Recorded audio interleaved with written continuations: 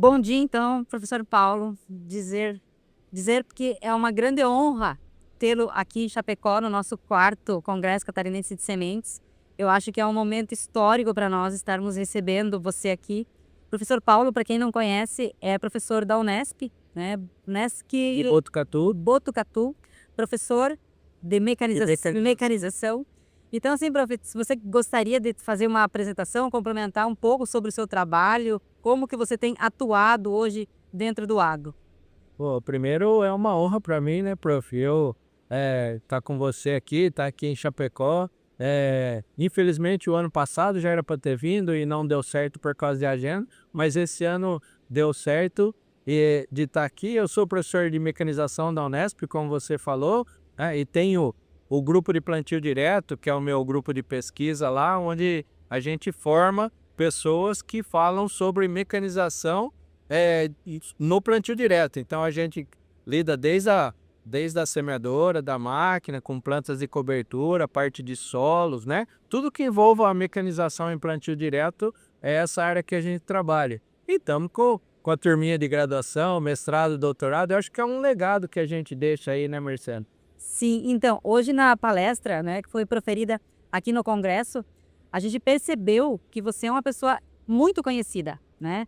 Que embora estamos aqui em Santa Catarina, no Oeste, longe dessa informação, mas a forma de atuação tua hoje, as palestras, as exerções e na internet, enfim, o pessoal acaba até acessando muito. Tanto que, assim, estávamos com todos os lugares ocupados, né? As pessoas de pé vendo sua palestra. E a gente percebeu assim que muitos técnicos, muitos agrônomos que estão no campo com muitas dúvidas, Paulo. Porque assim, hoje é um tema que as pessoas, quem está no campo, tem um contato diretamente com esse assunto e que tem percebido muitas dificuldades dos produtores, inclusive da assistência técnica. Como você comentou, você tem esse grupo, né, que você faz a avaliação no Brasil inteiro. Isso. O que você tem observado, se você poderia assim nos passar um pouco, o que você tem observado por todo esse teu trabalho que tu tem realizado? Quais são os problemas que os produtores têm enfrentado com essa questão da plantabilidade? Tá. Primeiro eu gostaria de contextualizar esse negócio que você falou da gente. Para mim não tem dinheiro que pague esse negócio da plateia querer ouvir você, né? Querer ouvir, então quer dizer que a gente tem alguma coisa boa para passar. E por que isso? Por causa desse negócio da gente rodar o Brasil inteiro, então a gente conhece realidades diferentes. Eu falo que não existe, não pode ter receita de bolo. Sim, O mesmo plantio, né, Marcelo, que faz aqui, aqui na região, aqui em Santa Catarina, não é o mesmo plantio que você faz no Mato Grosso, não é o mesmo plantio que você faz lá no Pará, no Piauí. Então a gente tem que entender isso, né? As diferenças. E o grupo de plantio direto, né, respondendo a sua pergunta, ele faz isso. Então a gente faz treinamento em propriedades, né? Uma das atividades, uma das ações de extensão que a gente tem dentro da Unesp, né, que eu tenho muito orgulho de falar, é essa parte de treinamento nas propriedades. Então a gente vai lá e fala, a gente estava comentando, né, nós dois comentamos assim, a gente não vai só para ensinar, a gente vai para aprender também, né? Que o que vem de informação boa, né? Eu estava falando para a Fabielle que estava no Tocantins semana passada, no pessoal do arroz lá da Lagoa da Confusão. É outra agricultura completamente diferente. Eles têm que nivelar o solo, senão não consegue colher. Então a gente vai aprendendo. Com isso, a gente consegue compartilhar mais informações. E o grupo de plantio direto ele tem grande mérito nisso, de poder compartilhar informações úteis que vai ajudar o produtor. exato. E uma das questões que ontem nós tivemos aqui o professor Coimbra, Paulo César. Paulo César. Então, assim, o Paulo César falou, ontem ele deu um geral justamente nas questões das plantas de cobertura. O sul do Brasil aqui nós passamos por muitos problemas de erosão, a gente passa por muitos problemas de erosão. Estamos agora também, tivemos um mês chuvoso, tivemos vários, em 2024, muitos problemas com muita chuva, não sei se você tem acompanhado, né, os problemas do sul do Brasil. E aí nós temos aí as plantas de cobertura entrando, inverno, janela, né? Janela cada vez mais curta. problemas, inclusive, com também períodos de secamento. Então, tudo isso dificulta, né, Paulo, essa questão da plantabilidade. Na sua concepção, como pesquisador, se você pudesse passar algumas dicas, o que você recomendaria aqui para o nosso produtor aqui do sul do Brasil? Nossa, excelente a pergunta, professora. Por causa do seguinte, primeiro, né, pouca coisa me tira do sério, não sei se você já percebeu, né? Mas uma das coisas que eu não gosto de ouvir, alguns produtores que vão lá e falam assim, a palha atrapalha, não sei se você já escutou isso. Sim, muito, muito, muito. A palha nunca atrapalhou, a palha só ajuda. Ajuda. Né? O excesso de palha ou a palha mal manejada pode ser que aconteça alguma coisa de erros na plantabilidade. Então, primeira coisa é isso. A palha nunca atrapalhou. Só que assim, a gente tem que voltar, primeiro, né, como o Paulo falou, a gente tem que começar do básico bem feito. Então, por exemplo, essa parte de erosão, se eu tiver uma cobertura no solo, o índice de erosão vai ser bem menor, começa por aí. Segunda vantagem da cultura de cobertura, né, é tudo que vai deixar no solo, né, matéria orgânica, então isso aí não precisa nem a gente falar da importância. Agora vamos lá, em relação à plantabilidade. Fica a dica aí, ó, a primeira dica que eu vou dar para vocês. A dessecação tem que ser bem feita. E tem que ser feita, além da dessecação ser bem feita, ela tem que ser num período anterior. E vou explicar isso tecnicamente, então ela tem que ser com antecedência. Eu vou chegar, se eu cortar a palha seca, o disco de corte vai passar, e já cansei de colocar vídeo, isso mostrando que o corte da palha vai ser perfeito, com a palha seca. Esse é o melhor dos mundos, né? Agora, o que não pode acontecer, e acontece muito, da gente dessecar, deu 10 dias, eu entrar plantando. Com a palha meio amarelona, com a palha murcha que a gente fala, né? Sim. Por quê? Porque o disco vai bater e a palha ela tá plástica, ela tem uma plasticidade, o disco vai bater e não vai cortar. E vai voltar, é onde começa a acontecer embuchamento, ou se não, envelopamento da semente também é outra coisa que acontece. Então a dica que tem é assim, ó, dessecação antecipada e semeadura bem regulada.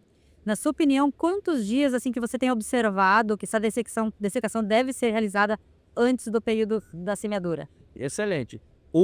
Assim, ó, tem o ideal e o possível, Sim. né? O ideal seria pelo menos 40 dias antes, tá? Ah, professor, não tem como fazer a dessecação muito antecipada. O que eu não posso é plantar com ela meio amarela, né? Que a gente vê ela amarelona. Aquilo lá eu não posso. Agora vamos lá. Se não tiver possibilidade, professor, eu lido com integração lavoura-pecuária, isso acontece muito. Então não tem como tirar o gado muito antes, com antecedência. O que você faz? Aí vai a segunda dica. A primeira é com a palha seca. Eu não consegui com a palha seca, semeia com ela verde, que fica mais fácil de cortar do que com ela amarela. Sim. Isso é uma outra tendência que tem aqui no sul também, que a gente tem conversado muito com os produtores, é justamente o plantio com a palha, com a planta ainda verde, né? Isso. E aí depois nós entramos aí com a dessecação e planta e aplica, né? Isso, planta e aplica. Se eu conseguir passar um rolo faca para dar uma quebrada, seria melhor ainda. E agora nós saindo aí do inverno, os desafios para nós começarmos aí a fazer a semeadura das culturas de verão, né? São maiores ainda, né? Com certeza. Com certeza. Eu acho que além de dessecação, além das culturas de cobertura, professora, o que a gente tem de importante também, e eu falei isso na palestra, e a gente às vezes deixa um pouco a desejar, é a manutenção da máquina. Então nós temos que estar de olho na manutenção da máquina, porque ainda nós temos muito a desejar. O pessoal vai lá e acha que é gasto, né? E na verdade é investimento. Então é custo-benefício. Se eu tenho uma máquina em bom estado, o meu plantio vai ficar bem melhor. Esse era o outro ponto que eu gostaria de entrar contigo, justamente com a questão de hoje, da mecanização das máquinas, né? Quais são os problemas que você tem observado nas máquinas hoje para a realização da semeadura? Assim, você tem uma grande diferença entre tecnologias, você abordou alguns pontos na palestra, né? Mas o que você tem observado no grupo do plantio e plantio direto? Ótimo. Excelente pergunta também. Por causa do seguinte, o primeiro, sem dúvida, parece que é uma coisa sem importância e para mim é o topo da cadeia, é a manutenção que eu falei, né? a gente deixa muito a desejar na manutenção da máquina. Desde que eu tenha com a máquina, com a manutenção em dia, aí vem o segundo ponto da máquina, que seria, regula na máquina, que é a profundidade da semente. Isso, né, até falei que é a cerejinha do bolo. Por quê? Vamos dar um exemplo. Eu comecei a plantar de manhã, né, com a máquina jogando, colocando, depositando a semente no lugar certo, a 3, 4 centímetros de profundidade, tudo ok. O que vai acontecendo? Por causa, aqui para a região, né, do solo mais argiloso, mais úmido, a roda limitadora ali, o que vai acontecer? Ela vai pegando barro. Se ela vai pegando barro, a semente vai ficando mais superficial. Isso é um problema muito grande que a gente tem. Então hoje nós temos estratégias de fazer o quê? De limpar essa roda limitadora para que não aconteça isso. E a terceira coisa em relação à máquina é velocidade, que é o contrário da tecnologia. A tecnologia está mandando a gente ir cada vez mais rápido. Sim, acelerar. Acelerar. Por causa de janela, como você mesmo falou, professor. Então, nós temos que ver, não que eu tenho que plantar numa velocidade menor do que plantava, mas eu tenho que, se eu for plantar numa velocidade maior, eu tenho que ver a parte, principalmente a parte de pressão downforce, que a gente fala que é a pressão do carrinho, né? Então eu tenho que dar mais pressão, que a tendência da máquina é flutuar, eu tenho que aumentar o downforce para manter a semente na profundidade correta. E em diferença, e com relação às diferenças entre os tipos de máquina, nós temos assim uma eficiência maior de um tipo em relação à outra. Como que você vê assim, quando que o produtor decide, eu tenho que mudar a minha máquina? Sei que isso é fundamental. O que é fundamental, na tua opinião, para a efetivação da plantabilidade? Vamos lá.